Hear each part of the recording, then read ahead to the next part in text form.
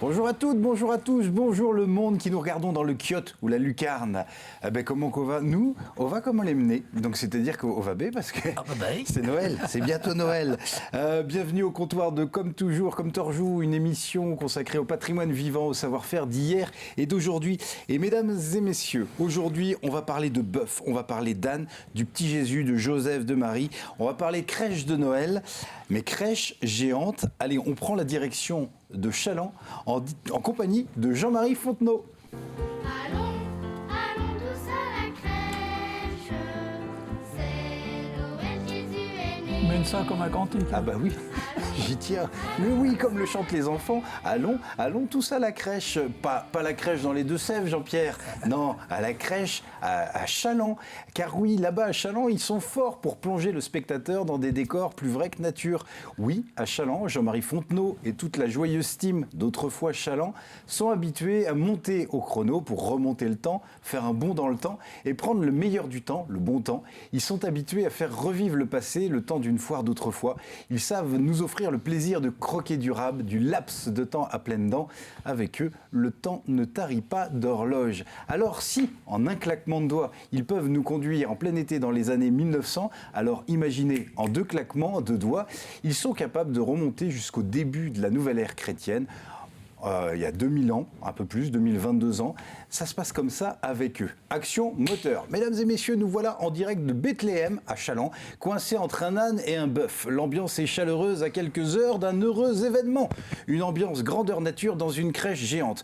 Oui, tout à fait, mesdames et messieurs, certains téléspectateurs seront sans doute surpris de constater que la naissance de l'enfant puisse avoir lieu dans une crèche quand on sait la difficulté de trouver une place avant 2 ans et demi.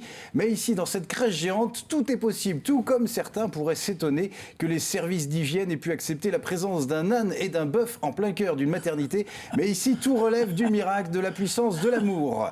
Vous vous doutez bien, faites un détour par Chaland et vous ne serez pas déçus. Allez, trêve de plaisanterie. Quelle est l'histoire de cette crèche géante? Quel est son parcours? Combien d'heures de travail, de préparation? Combien de visiteurs?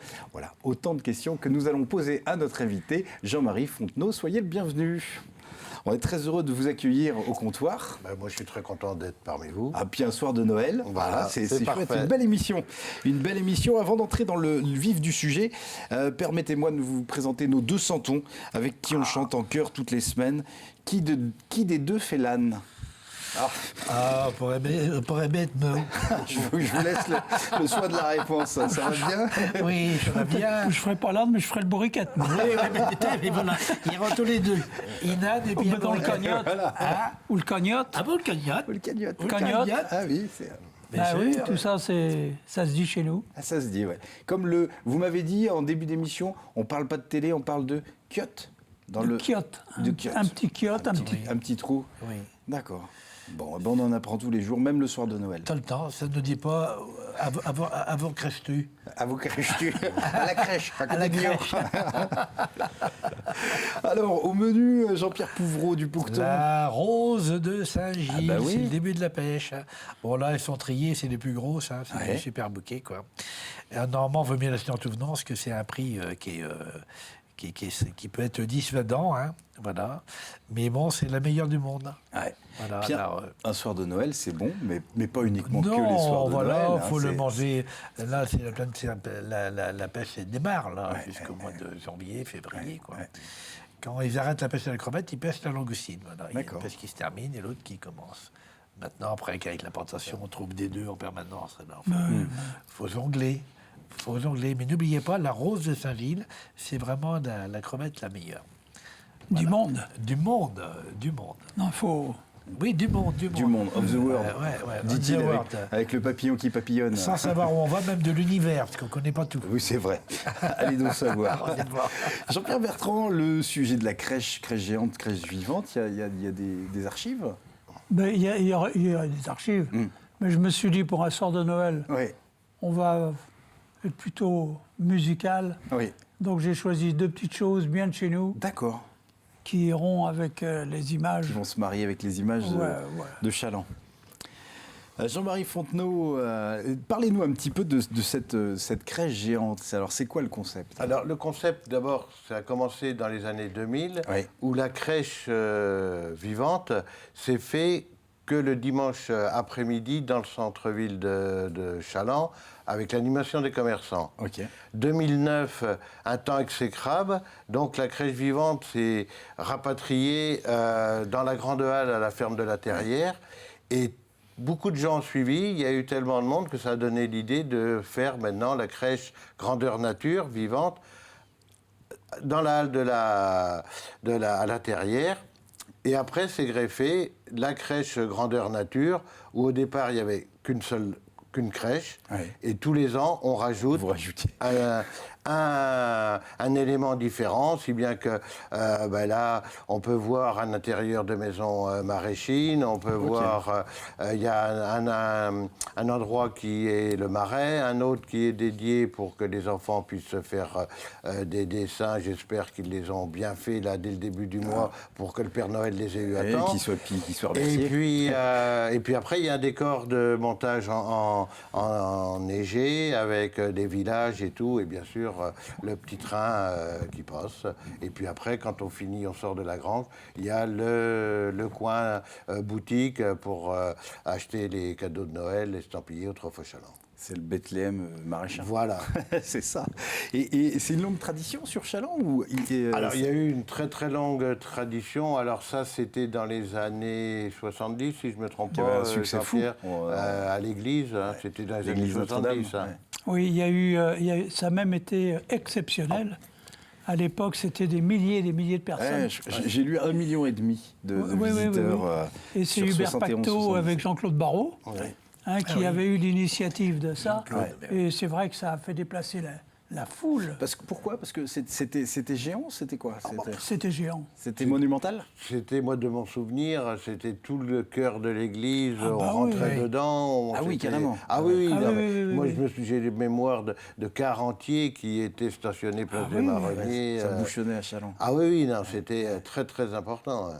Et du coup, c'est fort de cette tradition et de ce succès que vous avez eu envie Oui, le déclic a été 2009, quand il y a eu ce mauvais temps et qu'on est venu là et qu'on avait tous les locaux pour pouvoir refaire Accueillir, quelque chose de plus grand, que ça s'est décidé et puis ça s'agrandit tous les ans. Là, cette année, on avait un nouveau décor qu'on avait récupéré à Vendée Miniature. Ah oui, d'accord.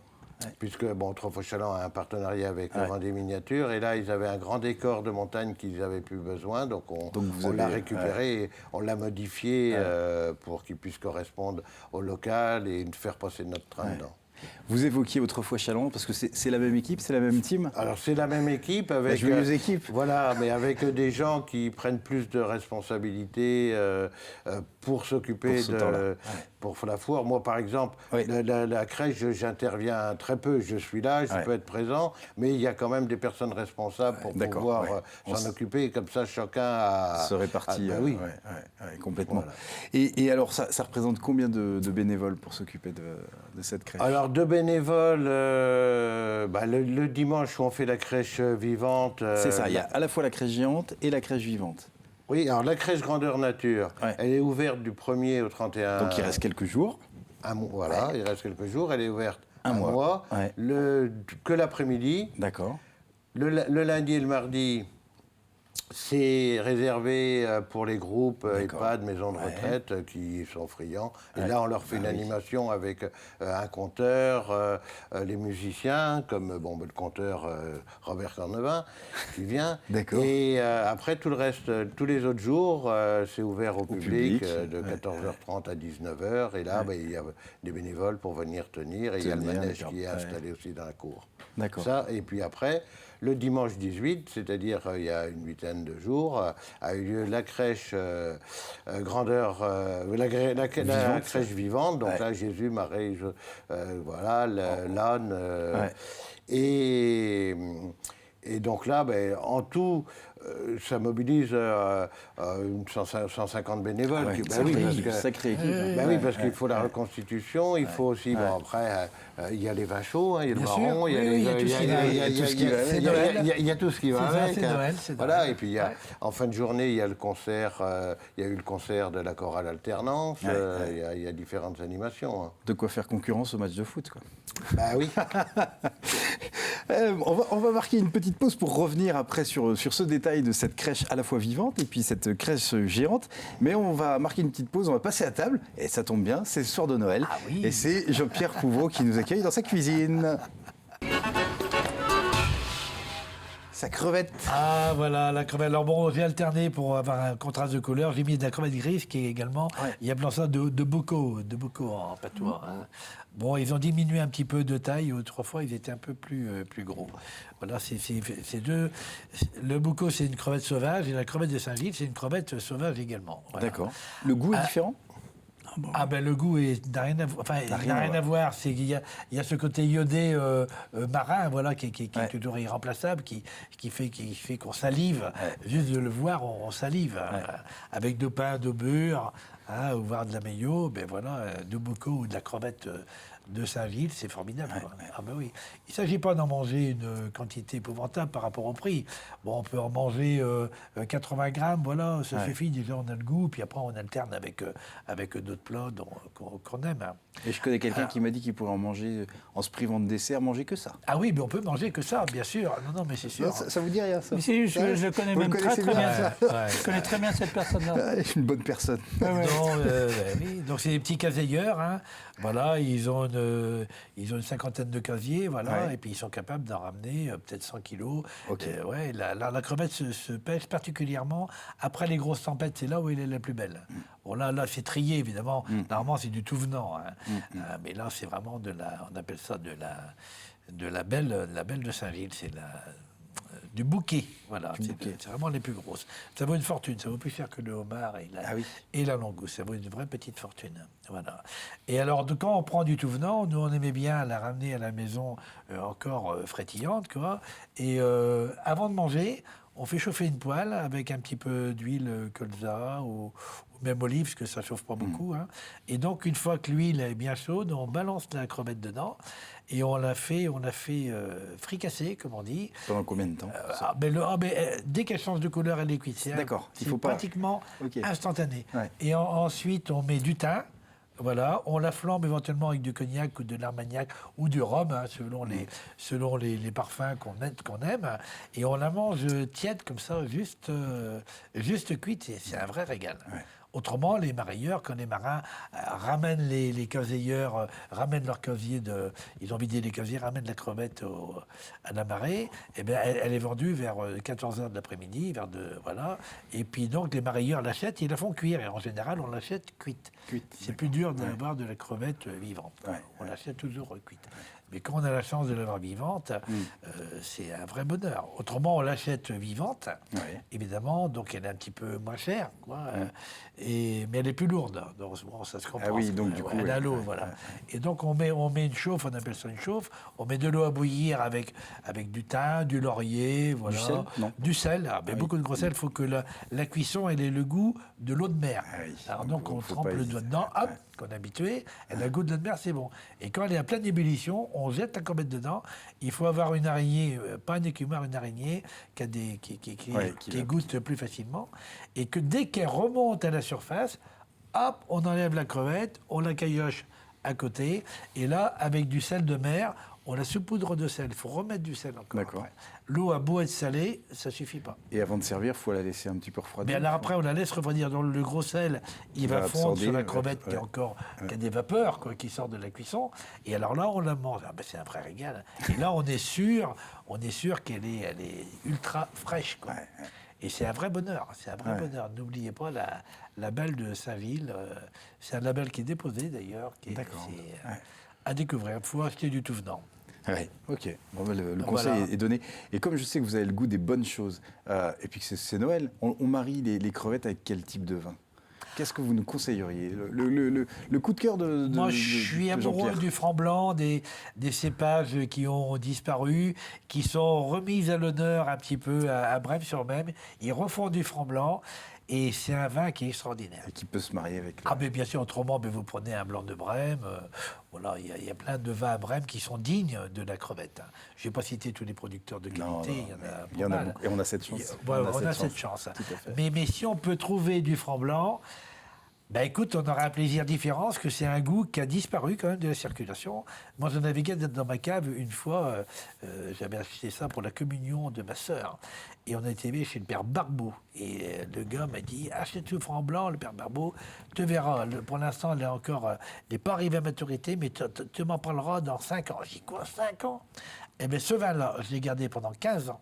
Ouais. Il était imbuvable avant. Au bout de 10 ans, on pouvait le boire, mais il n'était pas arrivé à maturité. Au bout de 15 ans, on aurait dit du Chablis. D'ailleurs, je faisais le gag, je le carafais et je faisais goûter à mes copains. Oh, mais c'est quoi ça? Ah, ben devinez, les gars.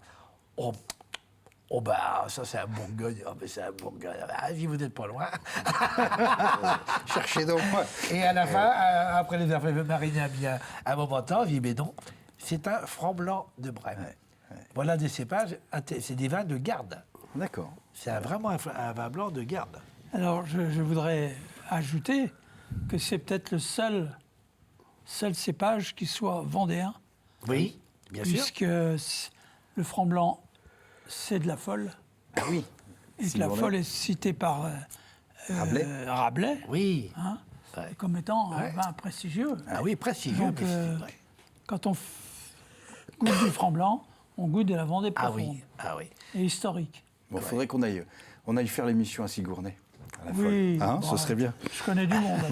Vous avez vos entrées, je crois que Je j'avais connais bien même les aussi. gens qui récoltent, Salut les la Sigournaysiens. Ah oui, folle. qui récolte la folle. Oui, oui. Vous êtes du pays. Ah bah, c'est mon pays, moi. Ah c'est oui, Sigournay. Ah oui. Parce que moi, je suis originaire de Saint-Vincent-Sterlange. Ah oui, le pays de Ah Chantonnay. oui. Saint-Vincent-Sterlange, Chantonnay, Sigournay, c'est bon. Un bouquin qui est maréchal qui organise les Oui, foires. mais il faut croire quand même que... Bien adopté, bien intégré. Il a bien fallu 15 ans pour que je sois faut ce qu'il adopté. faut. Non, non, je plaisante. Les racines sont bonnes. Voilà. C'est bien une terre d'accueil. Une maraîchine m'a pris dans ses filets et puis je suis l'amour. arrivé il y a 45 ans à Châlons. Bon, un pays très ouvert. Voilà. Très accueillant. Ouais. Je m'y sens très bien. Ah, Ah c'est bah bien. oui, c'est un beau pays. Merci beaucoup Jean-Pierre Ah pour non, ça fait plaisir. votre chronique. Petit résumé rapide. Ouais, mais c'est... Joyeux Noël. Merci. Jean-Marie, je reviens vers vous. Vous nous disiez 150 bénévoles avec des savoir-faire, parce que là, j'imagine, monter une crèche, qu'elle soit vivante ou non, c'est des costumes, c'est du décor. Alors, donc, les costumes, on a la chance d'avoir Madeleine pour la costumière d'Autrefois Challant. Challant, ouais. Et puis, pour les décors, on a Franck qui a commencé vers le 15 octobre, pour que ce soit fini fin novembre. Ah oui, c'est Combien d'heures de travail? C'est pas estimable. un mois et demi. Un mois et demi. Ouais. Un mois et demi avec donc Franck et puis après 4-5 bénévoles qui viennent l'aider. Oui, c'est un vrai travail. Est-ce que, comme pour Autrefois Challant, ça fédère aussi plein de générations? Il y a de la transmission. Alors, peut-être un tout petit peu moins que les jeudis de foire, mais il y a quand même, oui, aussi de la transmission. Ouais. Puisque quand il y a la crèche vivante, il y a Forcément. les enfants, Ouais, il y a... ouais, oui, c'est vrai. Quelles scènes sont représentées? Alors, la crèche, ça, Forcément, c'est obligatoire. Un intérieur de bourrine, Ouais. une chambre. D'accord. Donc en traditionnel. La chambre traditionnelle avec retrouve quoi? le couple, le bébé dans le berceau, voilà, avec les coiffes, les costumes qui sont prêts pour le lendemain pour aller à la messe. Ouais.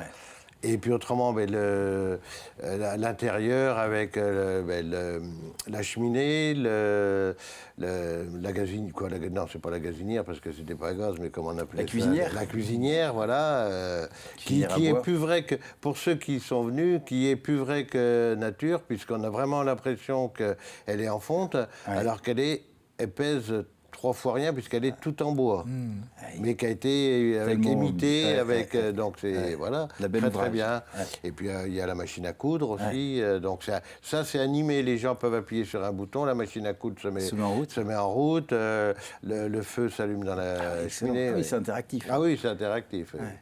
Et est-ce que dans cette chambre maraîchine, on retrouve un sapin? Ou alors, Ah non. là, il n'y a pas de sapin? Il n'y a pas de sapin. Il n'y a pas de sapin. Il n'y a pas de sapin. Parce que Ça se faisait pas. je pense que ça se faisait pas. Je me Ça, tourne c'est- vers Jean-Pierre. Non. Non, c'est une. Tout le monde y allait naturellement vers le sapin. Ouais, c'est ça. Ça Et puis, sent le bien sapin. sûr, après le 18, il y a eu le Père Noël pour que les enfants puissent se prendre en photo Voilà, avec ouais. lui. Parce Oui, que c'était ça, c'est l'incontournable. ça, c'est l'incontournable. Ouais. C'est l'incontournable. Là, on fait une petite parenthèse à Après, il l'époque. faut bien faire, voilà, les enfants, quand ils viennent, ils sont émerveillés devant le train qui passe dans la montagne, qui ressort du tunnel et tout. Mais après, quand ils voient le fauteuil rouge avec le Père Noël, c'est un deuxième bon souvenir qu'ils gardent, on est bien obligé. Et puis autrefois, toutes les maisons avaient leur crèche de Noël. Ah oui. Moi, tout gamin, il y avait des crèches partout. Le Père Noël est arrivé bien après. Et la crèche vivante, il y a des heures, il y a une scène qui se joue, Il y a des une scène qui se spectateurs joue à partir de 15h. de 15h voilà. en boucle. Alors non, il y a une partie qui se joue. Oui. Après, il y a eu le spectacle de marionnettes, puisqu'on Ok. fait un peu un spectacle de marionnettes comme on a l'été, mais sauf qu'il y a Là, il y c'est a une un version. nouveau scénario. Ouais. Et après, il y a le final du défilé avec là la crèche et donc avec le petit Jésus. Et là, il faut rester 1 heure ou 2 heures que les gens les prennent en photo. Est-ce que Marie donne le sein? Non. Il n'y a pas de, Et il y a pas on de a mauvaise pas- question. on a- Il y a voilà, il y a pas de mauvaise mauvaise question. question. Et puis après, il y a eu forcément on finit par le concert de la chorale alternante. À propos de concerts, peut-être la transition est toute trouvée vers notre Monsieur Culture des Arts et Traditions. J'ai parlé de Jean-Pierre Bertrand. La musique. Alors oui, mais on va avoir 2 petites séquences plutôt musicales, durant lesquelles on aura les photos qui viennent de D'autres votre organisation, mais aussi où j'ai mixé avec des photos de l'ancienne crèche D'accord. de Chaland dont on parlait tout à l'heure. Des années 70, Hein, voilà, j'ai 71, préféré mettre 77. ça. Oui, mais c'est bien. Ce que je voulais dire, c'est que cette mise en vie de la crèche, c'est quelque chose qui existait déjà au Moyen-Âge. D'accord. On reconstituait des On appelait scènes. ça les mystères. Un mystère. Ouais. Et les paroisses organisaient, avec les paroissiens, tout un espèce d'opéra D'accord. où chacun avait un rôle, du plus petit au plus grand, mais toute la communauté était associée pour créer moi je dis que événement, c'est un ouais. opéra, quoi. Un opéra. Chacun avait ses phrases, et puis il y avait forcément des chants.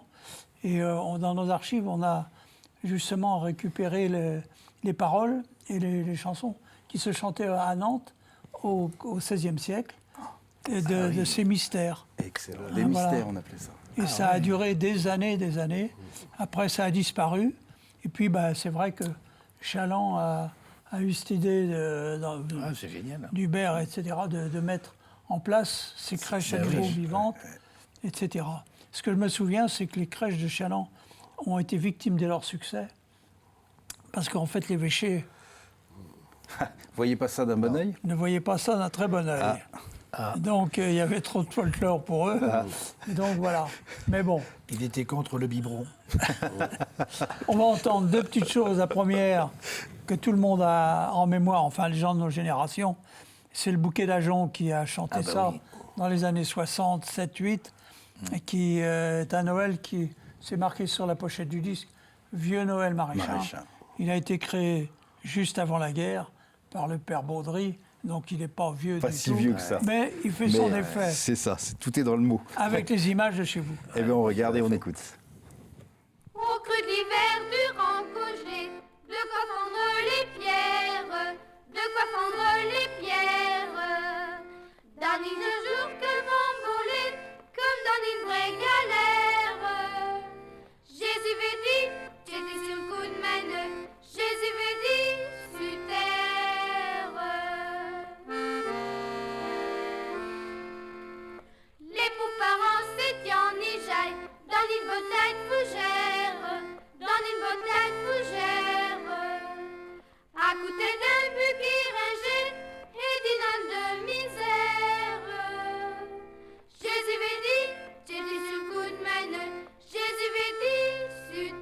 les belles images, une belle musique. Je vous propose, je vais vous remercier, c'est déjà la fin de l'émission, mais on terminera avec, comme générique de fin, votre deuxième partie de chronique. Merci en tout cas. Merci Jean-Marie. Donc jusqu'au 31, on peut voir la crèche. Voilà. Joyeux Noël à vous. Et joyeux Noël, chers téléspectateurs. Et puis à l'année prochaine. À bientôt. À bientôt. Et je vous laisse envoyer le générique. Bon, on va entendre les Lyonnais avec l'équipe des Quercy. Des Quercy, d'accord. On va entendre ce Noël qui avait été créé par un prêtre du sud Vendée au milieu du XVIIIe siècle, François Gusteau. D'accord. Voilà. Et on écoute. Piante mici tesania et en que nous va voir quelque chose de bien qui a l'envers tout. Il n'en j'avais que d'eau pumée, il n'en j'avais que d'eau pumée. Va de m'avertir caminer au lait chez Colin. Sud de la paille dans son thé aux enfants le plus bien. Allons te chercher d'eau poupon, allons te chercher d'eau poupon. Le mérite pas qui courgeon car